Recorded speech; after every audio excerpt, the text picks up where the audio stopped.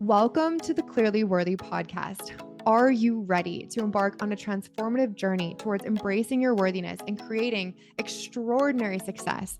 I am your host, Allison Lacusier, a certified professional coach, a professional speaker, and a female founder.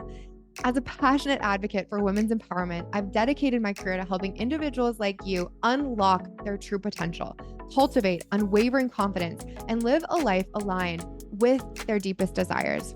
With years of experience in the coaching industry, I've witnessed firsthand the incredible transformation that occurs when we tap into our worthiness and step into our power.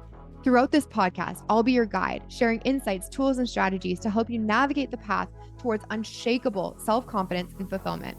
Drawing from my own journey as a successful business owner, I'll provide you with practical advice, actionable steps, and thought-provoking conversations with industry leaders. From overcoming self-doubt to setting and achieving audacious goals, we'll explore a wide range of topics designed to empower you to embrace your worthiness in every step of your life. Through these engaging interviews and solo episodes, I'll share my experiences, lessons learned, and wisdom gained from our remarkable guests who've achieved remarkable success in their respective fields. So if you're ready to leave self-doubt behind, step into your authenticity, and thrive as the empowered woman that you are, then this podcast is for you. It's time to claim your worth, align with your purpose, and manifest the success you desire. I'm thrilled to have you join me on this empowering adventure. Welcome to the Clearly Worthy podcast.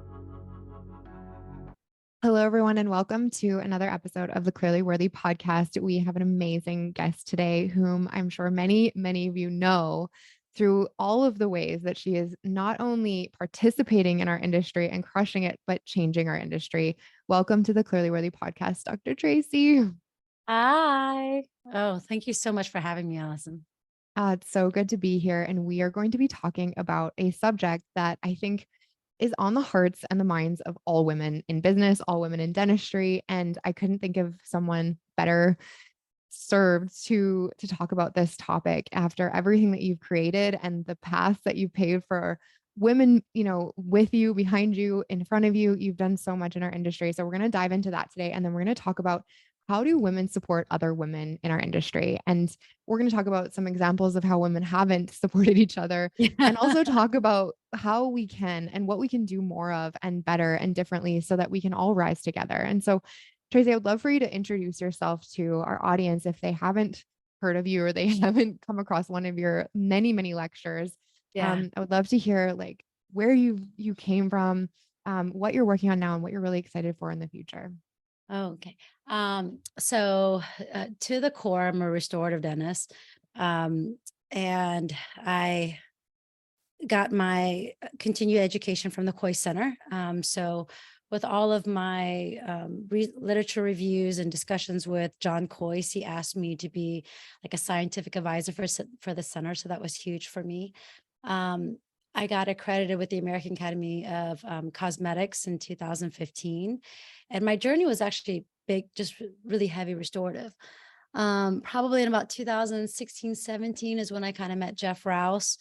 And the whole airway movement really resonated with me and what we could do. And then my career took another different turn, and I went into just looking at my patients differently from a whole body perspective. And then I started looking into children, how we have a huge impact on growing the faces of these children and why is it so important for their development. And then that brought me to meet Stacey Ochoa and Dr. Michelle Weddle. And we actually met I met Stacey Ochoa online, like we've never really met. Dr. Weddle and I have taken a lot of the courses together. We met, and then Jameson Spencer, another mentor of ours, decided that he's like, hey, the three of you guys should come together and put together a program. And we were like, the three of us, and we did it. Oh my gosh, I got my dogs. And we did it. And now here we are. So most people know me actually probably through social media because I do a lot of literature reviews, education. And my purpose really when I started my social media page or my presence was education, more of like educating the dental community and parents on the dentist's role in airway management. So that's who I am. It's funny because I was just on another blog and I get an identity crisis because some people think I'm a pediatric dentist. Some people think I'm an orthodontist. Some people like think I only do kids. And I said, no, no, no. I'm a hardcore restorative doctor, just like everyone else. Just my journey just took a couple little twists and turns, so it's Yeah. been really fun. I love it. I think that there is so much space. Like we sometimes put ourselves in like one identity, but I think Yes. it's like we're multifaceted. And it's funny because the first time I met you was at like in person in real life was at the GP Summit, and you were lecturing at the GP Summit, and then you were lecturing for Invisalign at the Greater New York. And from that moment, I had only known that you were doing like a lot of Airway and like Yeah. all of, so it was so cool to see. I was like, wow, she's doing so many cool things and just a leader in so many different ways.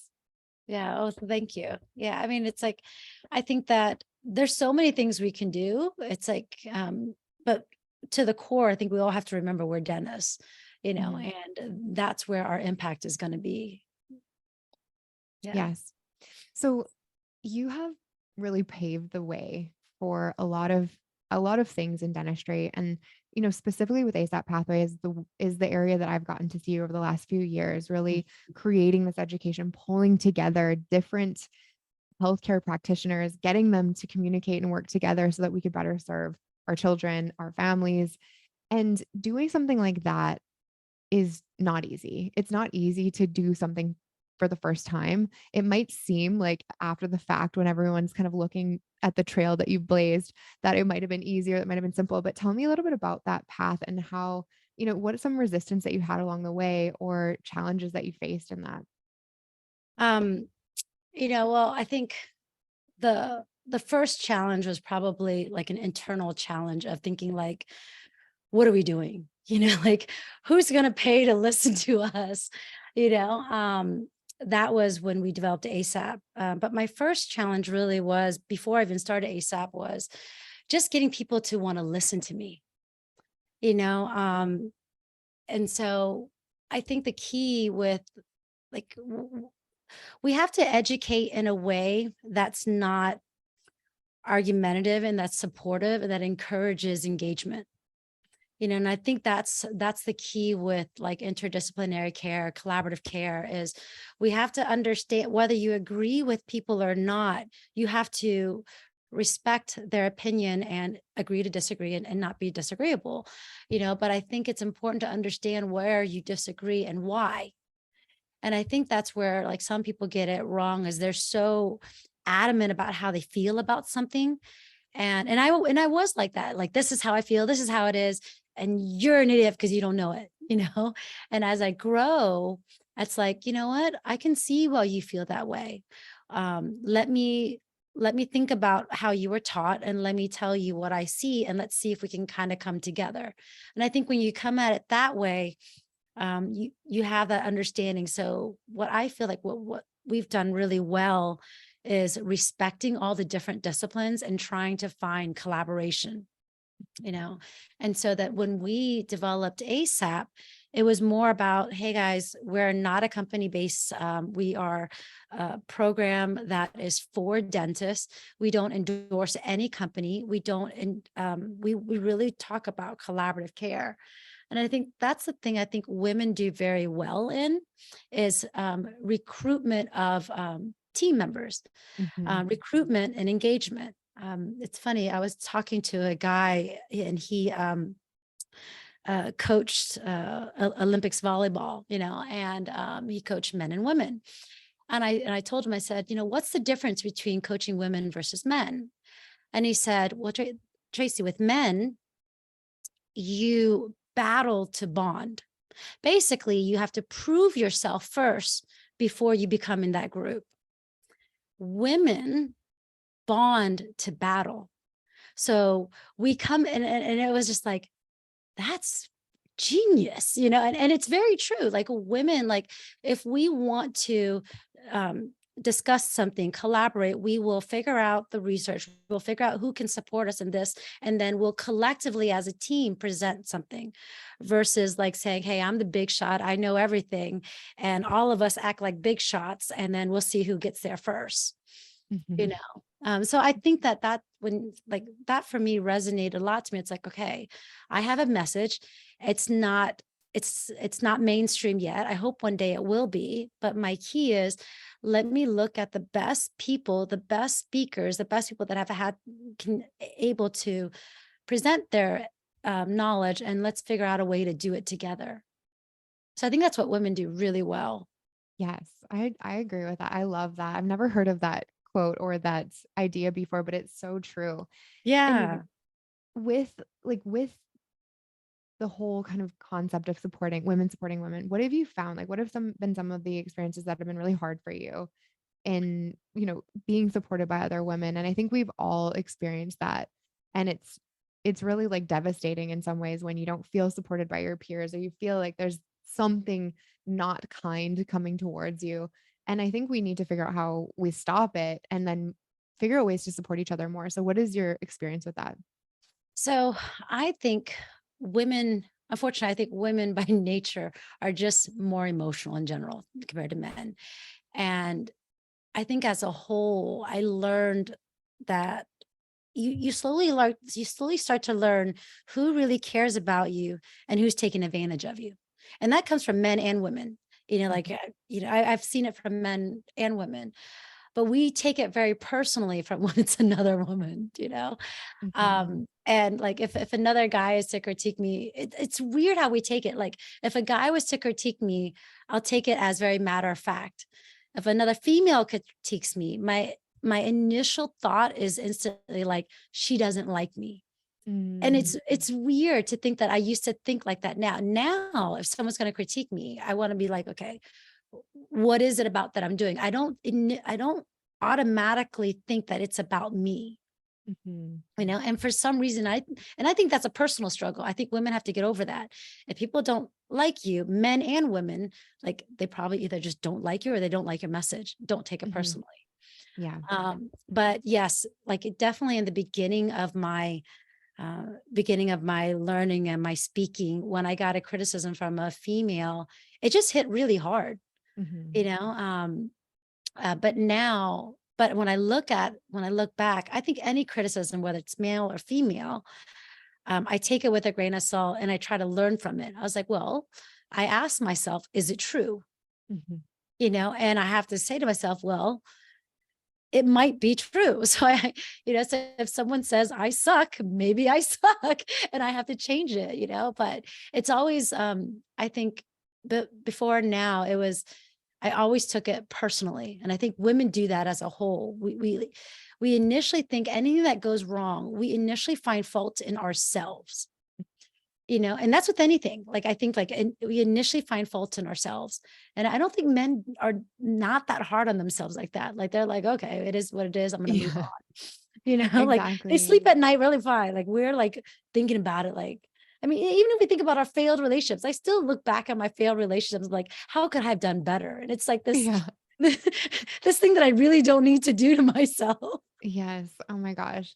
And the thing that I think is probably one of the most unfortunate things is how we can hold ourselves back from fear of criticism. Like, I won't do this Yes. because I'm scared of being criticized and they won't like me or they won't accept me or they won't appreciate me. And you know, criticism it's okay actually if Yep. it's founded in support. Like if you're like, "Hey, Allison, next time on the podcast, try this and try this." And I'm like, "Oh my gosh, thank you. That's so helpful to me. I appreciate that." But like if somebody's just like, "Hey, Allison, you're ugly." Okay, like you're just being mean and that's okay. Like that Yeah. isn't about me. And so I think it's so true discerning between what is helpful criticism that actually helps us grow. Take it, receive it, thank people. What is not helpful and founded in maybe like someone else's lack or self fear, whatever they're experiencing and deciding that's not for me and that's okay. But don't not do something because Yeah. you're scared of being criticized. Yeah. Yeah. 100% agree. I mean, I think that I've gotten better at taking like rejection, criticism, and failure. Like it's just like, okay, it's one step. It's like for all the greats had to fail multiple times for them to get to where they are. So I kind of throw everything off my shoulder and I'm like, okay, it is move on. Yeah. Yes. Oh my gosh. And I think that really is. I remember when I started off as a dental assistant and I was in my practice, anything somebody would say to me, I would be in tears I remember my doctor saying, he's like, "Allison, you need to get thicker skin." And I was like, what does that even mean? But now like where I am today, I'm like, oh yeah, of course. Like the greater the goal, the greater your vision, sometimes the thicker the skin you need to have because if you have to believe in your vision enough to make it happen, and if you don't believe in it and you're so scared that other people are going to criticize you for it, you'll never make it happen. And so it's part of that resilience. Yeah, and I also feel like women just take whatever take whatever's being thrown at you, but throw something back just nice. Just Mhm. like do something that that person did not think that you would say.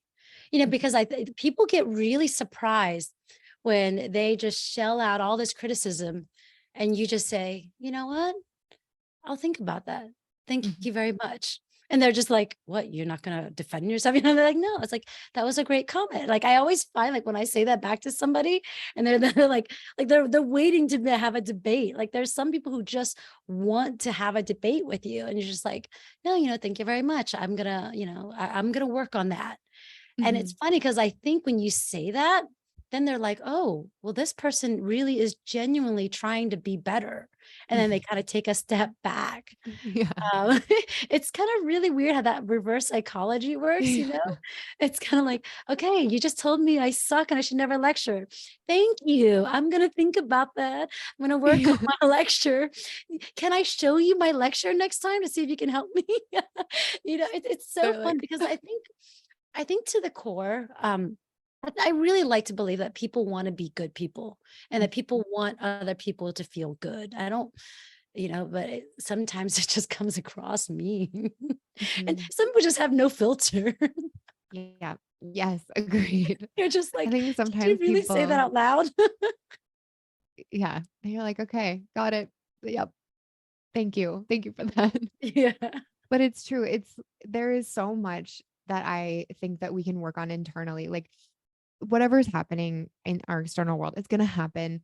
We will face whatever it is, but if we can really master the way that we can experience or show up internally, that's our greatest strength because we don't get to Yeah. control or predict what other people will do or what other people will say or what's going to happen in our lives, but we get to control and predict how we control like how we feel or how we take things and not spend 3 nights in a row not sleeping because we're thinking through a conversation that happened that stressed us out. Yeah. And I think like when we talk about like encouragement, like with if we look at one of the things I think is really powerful is that when you see like another female like just really killing it, just doing like amazing things, and you shoot them a little message and say like, "Wow, that's really amazing!" Like that's powerful. Like they don't even know who you are, and then you comment on them because I think like we don't women don't realize how hard it is to get where they are. They just kind of do it every day too, and to have another female recognize them I think it is huge. So like even at the Koi Center, we're having like more and more women speak. And every time there's a new female that speaks, right when she gets down, I send her a message. That was freaking awesome. We haven't even met yet. That was freaking awesome. That was great. And I think that because it's scary being up there, and you need positive encouragement so you can do it again, and it's it's not that doesn't take that much out of your day to just tell someone like, "Wow, that you're doing really amazing things." And I think Mhm. that's very powerful. So just women supporting women just however you can, just and I think like when you see women, I forgot what they call it, and I totally understand it now. Like when you see someone that looks like you on the stage killing it, you think you can do that too. And that's what it's like by representation. And so the more we do it, the more we push through it and encourage each other, somebody else would be up there. Yes. I actually had a coaching call this morning that just resonates with us so much that I think sometimes women that are crushing it too, like they can kind of they'll minimize what they're doing, even though it's like Yes. badass, it's so good, it's really amazing. They'll be like, "Oh, it's nothing, it's not a big deal." But I think when we see other women rise and shine and do really amazing things, it gives our own selves permission and then also this ability to see what's possible. And so we need to stop minimizing our own achievements and accomplishments and saying, "Thank you. I appreciate that when somebody gives us that compliment or tells us that we're inspiring." Even if you don't yet identify with being an inspiring person, And Yes. I think we have to recognize too that we're inspiring more people than we think. If you're an office manager in your practice, if you're a dental assistant in your practice, if you're a dentist who is just starting their social media journey or their airway journey, like you're likely inspiring someone. If you're putting yourself out there, if you're being kind, if you're being brave, if you're doing good things in the world, somebody's inspired by you. And I think really acknowledging that and owning it more than saying, no, it's nothing. Yeah, exactly. It's funny. It's like, so even at this past weekend at the Koi Center, the girl that presented, her name is like Brittany Blue. She had an amazing case, beautiful presentation. But she started off her presentation with just apologizing that like she's never spoke before, just like saying like there might be some hiccups, just things in her lecture. And I realized like, you don't need to do that. You're going to be Mhm. great. Just go. And she did. She was like great. And it was funny because we were in the back room and it was with me and some female powerhouses. And we are just like, oh, she's good. This is good. She has a job in speaking. She can do this. And but I think women as a whole, again, it's that whole imposter syndrome. We start off saying that, this is the first time I've ever done this. Like, I apologize if like things are kind of off, like we already set the stage for them to expect us to suck. Yeah, And we have to stop that. I It's like know. you own a right to be on that stage. Just do it, say it with confidence. If you mess up, it is what it is. You'll get a second shot. And I Yeah. think we apologize too much. Like Mhm. if we say something, we forget a slide, we apologize. If we do this, we apologize. Don't, no. I mean, like you're entitled to you're entitled to suck, but you don't need to Mhm. apologize for it. Yeah, You're going to get exactly. better. It was funny that I noticed that. I was just like, and the whole back table, we're like, oh, she's good. She's good. She needs to not say that. She needs to stop saying that. Like, this is my first, this is this, like, no, because like you're setting the stage for people to have low expectations of you, which was, I Mhm. guess, kind of good because she killed it at the end, and then I went up to her. It's funny. I didn't get a chance to like, um, I went right when she came down. I know she was like a nervous wreck because I was up on that stage. I know how hard it is, and I was like, to be asked to be at that stage is a huge accomplishment. Own it, take it. Mhm. Not many people have been on that stage. Yeah. No, Yeah. it's such a good example. It's stop apologizing for something ahead of time. Like, you don't have to. It's okay. Yeah, Just right. own it Do you see that too? Like, all the like, time. Yeah. it's like I see when like women that just get up and they're like, and like it doesn't need to be. You don't need to tell them this is your first lecture. I mean, Mhm. gosh, it's funny. Like if I can go back to my first lecture, yeah, I probably would have given some people their money back. I was like, damn, I really sucked. I'm better now. I have a flow. I mean, I'm not great, but I'm better. But it's like it just takes time. But you don't apologize. Stop apologizing. Own it. You just there's a reason why you're on that stage. And you have, and as we talk about worth, I love your title. It's like you deserve to be on that stage. Mhm. Now, act like you tell us why you're on this stage so other ladies can want to be there too. Yeah. It's kind of like 100%. you got it. You did all the hard work. You're here. Now Mhm. show another person that they can be here too. Yes. And I think there is this position in our lives of like the beginner position that we apologize for being a beginner. We feel bad for being a beginner, but you're Yeah. worthy of being a beginner. You're worthy of taking up space in that beginner zone because Yeah. you're not going to be a beginner forever and you could just be the best beginner you've ever been and you'll grow. You know you will grow. And so let yourself not apologize for starting something new because the fact that you're starting something new means you're growing and you're striving and you're putting yourself out there. So it's the worthiness piece is such a huge deal when it comes to business. And it's you wouldn't think about it like worthiness and business, what does that have to do with each other? But it really is like when you can harness and foster self-worth and you Yeah. can own who you are, where are at in any part of your journey, you will grow faster and you will take up bigger spaces and you'll do better because you'll remove that imposter syndrome to some extent. I want to know what is your definition of imposter syndrome? How do you feel like it shows up and how do you overcome it? For me, imposter syndrome is kind of like they know how to treat the cases. They know what to do, but they're not confident in doing it, and they Mm, feel like they feel like their cover is better than their book, and so, and they're afraid of someone reading the book because their cover is so good, and it's funny because I've met so many women struggling with that. Like so the women that I meet, like they show me case after case after case and ask me, what do I think? And then a lot of times when I do these mentor programs with them, I'll be like, okay, so walk me through the case. And I have them tell me the exact plan. And I'll say, tell me your plan, blah, blah. Tell me why. They say, blah, blah. I was like, what's your problem? It's like, it. You just wanted to talk to me through it. They're like, yeah. I said, stop talking to me. You already know it. You know more about this. I mean, like, it's so common with women. I was at Spear at the Airway Workshop at Spear, and someone went up to me and goes, can you look at this case with me? Same thing. She shows me through the case, and I do the same thing. What do you see? She tells me what she sees. What are you thinking? I do this. Okay, what's your problem? And then they'll look at me and they're like, what do you mean? I was like, you just told me, what are you going to do? What's wrong with your plan? She goes, is there anything wrong with it? I said, I don't think anything wrong with it. Do you see anything wrong with it? And then it's like, I was like, and so I have to tell them, it's like, look, you know what to do. You don't need a party for it. You're like, just do it, and I said, and you know what? If something goes wrong, it goes wrong.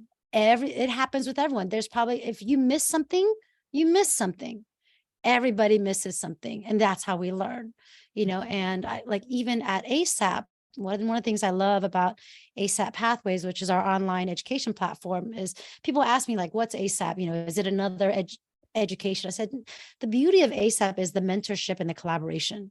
I said, it's not in the CE and the education. Obviously, we have a lot of CE and I go over literature reviews, but it's more about the support. It's like, show me what you got. How are you going to talk to the patient? And then my biggest thing is I always want to protect the dentist, and I always want them to work through the case, and I want to give them confidence to talk to patients. But like most of that's like the imposter syndrome. It's like they got this beautiful cover. They spent all this time in marketing. Everything is beautiful, but they just don't want anyone to read the book because they think they think it's not a true story. Yeah. It's like it's good. I love that analogy. I see this all the time too with aligner cases, like just never ready to do it. And like what I was thinking about when you were saying that story is like and I've been there too, Mhm. in many situations, but it's almost like you need to give yourself permission to just go for it and not have to have somebody else give you permission. Like, Tracy, can you give me permission that this case is good enough? Yeah. It is. It's already good enough. It is because you've done the education, you've gone through it all. And I see this a lot with kind of like an over education. Like I see women Yes, I wanting was to do going to say course that. after course after course. And they're like, one day I'll be ready to do it. And it's like, no, you just have to start. Well, we get that a lot because, obviously there's a ton of courses on airway management, right? So we have, and I was there, I took like a bunch of, like, I took almost every course. I took almost every weekend course. And then for me, the missing link for me was tying it all together, having a mentor. And that's why we developed ASAP, was tying it all together. So I get a lot of doctors that will be like, oh, well, I took this course and I took this course and I took this course. I was like, okay, that's great. How many cases have you done?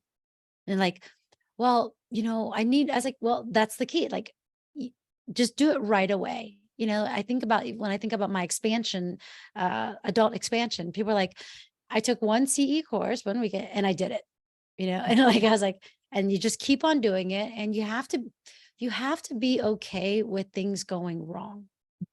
But the key is, who do you have on your phone, your speed dial, on, like, who do you have to be there to walk you through things, gives you support? And that's like in life in general, like when you go through life, like you have to be okay when things go wrong. The question is, who do you have by your side when you're not okay? And that's with everything, with that, whether it's a case, whether it's your personal life, who is that person on your side? You should be able to name at least 5 people that's on your phone speed dial professionally, and in your personal life. When shit hits the fan, who are you going to call? If you don't have those people, you need to find those people. Yeah. Yeah. And I think too, it's easier than you think to find those people. Like Yes. there's a level of vulnerability that is required to help you connect with others. But every single time I've ever put a hand up and told a vulnerable story of me going through something hard or challenging or feeling unworthy or feeling bad, there has been hundreds of women who've either put their hands up and said, me too, I felt that way, or you're not alone, or I am here to help, or I know somebody that can fix that. Or, we have, I think women, like you said, are naturally connectors. We are Yep. naturally communal. We want to be in a community. We want to support each other. And if you need help, you can find it way easier than I think you used to be able to. Yeah, 100%. I think like women, there's a lot of really strong women clinically, professionally, like they just have to really just stand their ground, you know? Mhm. And Mhm. ask for help. Ask for help. If you need help, ask for help. I think that's one of the biggest things that if you really do need it, you will have somebody. So I want to hear just some of the like best experiences of women supporting you in your journey and you know examples of where women have lifted you up and then how we can start lifting other women up the same way. It's funny. Well, a couple years ago, we started, well, I was invited to like a mastermind group, and it was like the best of the best women in dentistry. And I was so honored to be in this group. And I was like, oh my God, they want me. And again, imposter syndrome. Who am I to join this group? They're gonna read this book and figure out that I suck. But it was really nice to present to them, because all like probably 70% of those people are seasoned speakers. So it's funny because we were all very different. So come to realize that all of us were pretty much feeling the same. Mm, Like why were we invited here? Why are we invited here? Um, and just the support from each other. It's just nice because people that you didn't think was watching you grow, like they've been watching me grow. And so it's nice to hear that they're like, okay, that's good, Tracy. So that I think is really powerful. I think every woman should have some kind of mastermind group, just so they can not even like just bounce off professional ideas with, like business strategies. That has been really not good for me. Um, for I say probably like in my, I've had some negative feedback in the industry. And even I had like an issue where like I had someone almost like try to take my lecture material or take credit for what I did. And it was from like a friend, and it really hit me hard. And so there's certain people that I have on my speed dial that's just there to really support you. And I think it's so important to have that. If anything, and I'm better now with accepting when the door closes on me.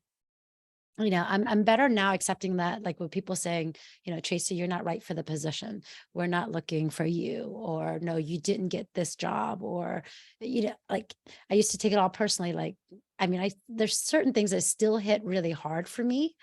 But it's so nice to have like certain people that I know that are constantly looking out for me. So it's nice because then the girls that I speak with, and then I have some guys that I speak to too, but the girls are always like sending me flowers, saying I'm worthy, saying you're good mhm, enough. It's so nice to see that. Like, even like I tell myself like it's okay, but to get like you're good enough. Don't let this break you. Keep going. But mhm, you do need the support from like men and women. Like I have to say that I know, for example, like I was going to be speaking at an event, and the main person really didn't have never heard my speaking style. So he was kind of like a little bit like, I don't know if she's right for the position. I don't know if she should be speaking. But then I had another female that was very high up in the lecture circuit. She basically vouched for me because she heard me speak. She's like, no, she's really good. You have to. And I think that's the key, is like we need to be able to vouch for other women, mm, because yes. because once you're up there, like like you become more reputable, your voice becomes more reputable, and you need that from both parties. You need that from men and women. Mm, So it's funny because like I'm always posting stuff on women empowerment.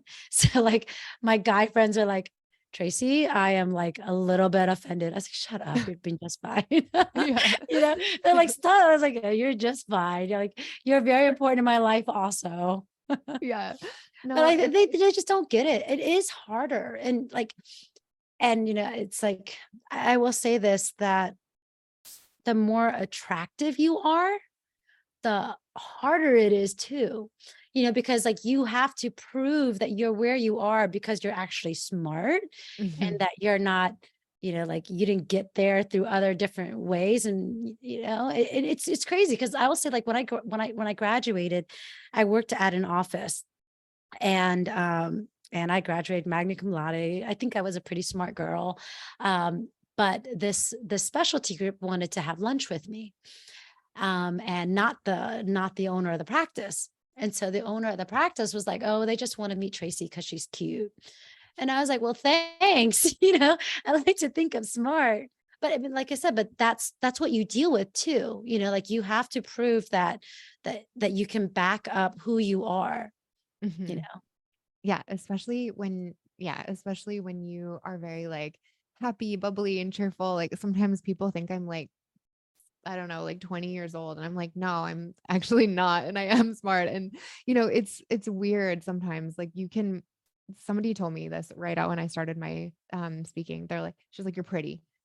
People are gonna love you for that, they're gonna hate you for that, and just own it and just move forward with it, and don't, like, think about it too hard, don't question it, just go for it." And Yep. it's true, like, you don't want people to minimize you because of the way that you look in any aspect, Yep. but it happens. And similarly, when I shifted my podcast from the Clear Perspective, where I was interviewing men and women, to the Clearly Worthy podcast, I had some of my male friends and dentists like come forward. They're like, "I'm a little offended that you're only interviewing women." And I was like, you know what? This is a perspective that I think that the industry is ready to hear. And I think it's actually going to help all of us, not just women. It's going to help us all. And I love men. Like, I have three brothers. I Right. have great male friends. I have amazing mentors that are men in the industry. But there's a certain support and a certain mindset that I think helps women in business that's completely different than men. And let's talk about that. Like, let's share that with other women to help them grow and flourish and overcome these things faster than we did. I haven't overcome imposter syndrome, and I don't think you have in the full capacity either, but I think we can see it for what it is now. Yeah. And that's what I want to share with people, is to not let their own internal limiting beliefs hold them back, or the ways that people may have treated them because they were really pretty, or because they looked young, or because, any reason, because you're a woman. And Yeah. don't let that hold you back. And you don't have to. Yeah. And I think like, like women, we have to stop apologizing for like who we are. Like it's funny because like when I started speaking, I was like, I always wore like my red bottoms. I always wore something really cute, some really like, and it was funny. I was just earlier this year, I was speaking in uh, Portland, and I did a podcast afterwards, and I shared my story. And I shared how I came to the country, just like who I am. I mean, like I was an immigrant, lived on welfare, Section 8 housing, like all of that. And he was talking to me. He's like, "Wow, Tracy, I didn't realize about that about you." I was like, "Okay." And he was like, when we see you, we just see this little Vietnamese rich girl in really nice stuff and clothes." And I'm like, "What?" It was like the weirdest like perception of me. I was like, "You see this little rich girl?" Like I was like, "That is so not who I am." But it's so weird how like people see you. And then we've had comments about our mastermind group, like, "Oh, it's just a bunch of like really pretty women in nice designer clothes and handbags and jewelry." And then it was funny in our group, and we're like, "Well, we're not going to apologize for what we have and what we can buy." It's kind of like, and it's funny because I've with my like, because I've never bought myself really nice things. That was never a thing for me. Like I was always like, I'm like really cheap. I like to save money. It's all about like, and when I met a lot of my mastermind group, and like they're so fancy, and I was like, you know what? I want to be fancy too. I want to wear nice shoes. I want to buy my Cartier. I want to do this. I want to buy myself diamond. I want to do this for myself, and it's not for someone. I just wanted to, because I feel like at some point I was like, you know what? I deserve something nice. And then I thought, I was like, and I'm not going to apologize for it. Like I'm not going to apologize for buying myself something nice. I'm not going to like, why should I? And I think that's another thing that women have, like, what, like, no, I'm very smart. I'm very capable. And you know what? I like to look nice too. Yes. Yes. And and it's looking like funny because like that's such a stereotype too. It's kind of like, oh, she's just a really pretty girl with really expensive shoes and bags. Like, yeah, I have all that too, but I'm also very smart. yes, and You I know? also like my intelligence got me to where I am, and I've Yeah. built this life for myself, and you're right, it's 100% true where there's this kind of premise of like, "Oh, you're so lucky." Yes. Actually, like, there is a lot of things that have happened in my life that are really good, and Yeah. I've worked very hard, and I want to do this, and I desire to do it, and so I'm going to, and I'm not gonna apologize for it. So, I think if anybody is listening to this, the biggest, like, takeaway is, like, don't apologize for who you are and Yeah. what you want and what you're working hard for and the way that you wanna wear your outfits when you're speaking or how you wanna represent yourself online. Like, don't apologize for it. If it's truly aligned with who you are and you're happy and you desire it, go for it and own it. Take up that space. Yeah, it's funny because like the latest thing I was doing is I've actually been dressing down. So it's funny, but I'm dressing down, but like fancy down with like my expensive tennis shoes, things like that. I was like, you know what? Now that I'm kind of like at a place where I feel very comfortable, I'm gonna be like Steve Jobs and I'm just gonna wear like a t-shirt Yeah. and jeans, like now it's funny because I wouldn't do that before because I still like that was just who I was. But now I'm like, I can be more casual now. Yeah. But it's I fun, but yeah, I mean, definitely, like you said, don't apologize for where how you got there, how you got where you are. no. And no one people are excited to hear your story. I think most of the time, like people want to know your story, but nobody needs to know your story in order to prove who you are. You don't need to Yes. share something like you get to take up the space anyways, and you get to be who you want to anyways. And you never have to say, I do this because I do this. It's who I Yep. am. And people that love you and support you and truly will be in your corner will accept you as you are. And I think that's something that I hope that women that are listening to this podcast just feel inspired. Like, who is the youest version of yourself and how do you show up in this world in a way that's confident and empowered? Yeah. 100%. So, Tracy, thank you so much for sharing yourself, for sharing your stories, for sharing your experience. You've been somebody that I've looked up to and admired. You've been very inspiring to me in my journey, learning about what you're doing and seeing you in all these different spaces. And so I just want to honor you for paving the path and showing up Oh, on social thank you. media and inspiring us all with your yoga poses. Like I think about you all the time. I'm like, I need to do more yoga like, all the time. Yeah, it's so funny because like somebody, it's funny, some like an organization felt that my workout videos was too much. And I was like, okay, it's not sexual at all. It's like, but then I realized like it was a really big shock to me. And then like unfortunately we still have a lot to go, a lot to do, but Yeah. I think the And more women like are just open and honest and accept their position and then help lift other women, the farther we're gonna get. yeah. And the first and best way for you to lift other women is be a woman that you feel really proud of, and then others will see you and give themselves permission.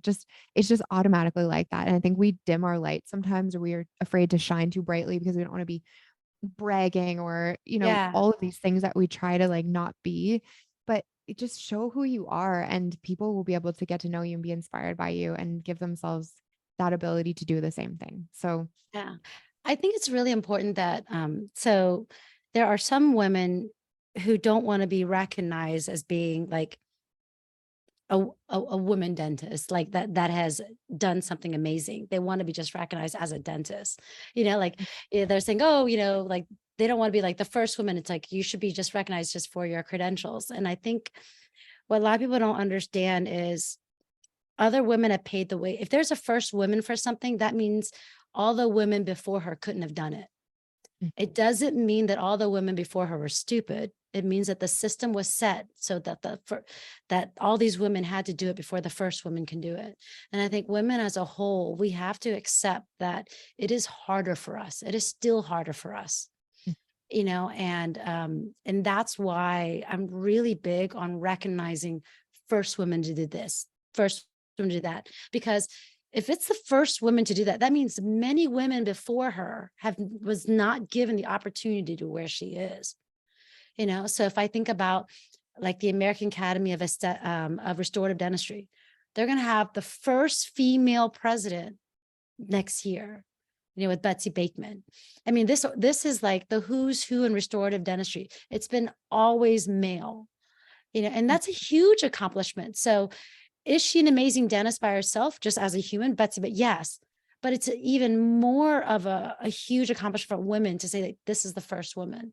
So I think, and I get into these arguments with other women because they're like, well, I just want to be recognized because I'm good. I was like, no, I'm not saying that you're not good, but own up to the fact that it's harder for you. It really is. We have to accept that it's harder for us. And that's why, like, I think when we can accept that it's harder for us, we can appreciate someone that does it. And then that's when we do that appreciation. You did great. The words of affirmation, because you Yes. know how hard it is. Yes. Yeah. Oh, so well said. So well said. And I think really understanding like the history, and this is something that I'm going through right now, is like learning like the dates when we were legally allowed to buy a home or legally allowed to not get Yes. kidnapped, and all of these things are like, wait, that wasn't that long ago. And like I'm so grateful for where we are today. And let's continue that path. And we continue that path individually first as empowered women, continuing to believe in our own selves and watching the world around us change and continue to be advocates for that change. So, so Yeah. well said. I want to ask you the final question, which this question is sponsored by CareCredit, because they just, when I told them this mission of empowering women in dentistry, they were like, oh, Yeah. hell yes, we're here for it.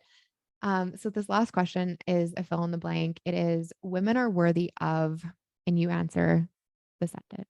Finish the Uh, sentence. higher pay. Love it. I love it. Higher pay. I'm like, every profession, you should set your rate, own it, don't apologize for it. That's your rate. I love that. I Yeah. love that. Women are worthy of higher pay. Oh man, this could be a whole podcast on Ex- mindset you and know, money. it's so funny because like when we like and even when I think on the lecture circuit, what I used to ask for, and what I'm asking for now. And like I had one time I asked, and this guy was like, well, it's a lot more than so and so. I was like, okay. It's like I don't need to come over and speak. And it's funny. And today I had a patient and it was like, well, your prices are really high. I was like, okay. Like stick with it, Mhm. don't apologize for it. But I do think what women are worthy of higher pay. That's the first thing I thought about. I was like, higher pay. Yes. Oh my gosh.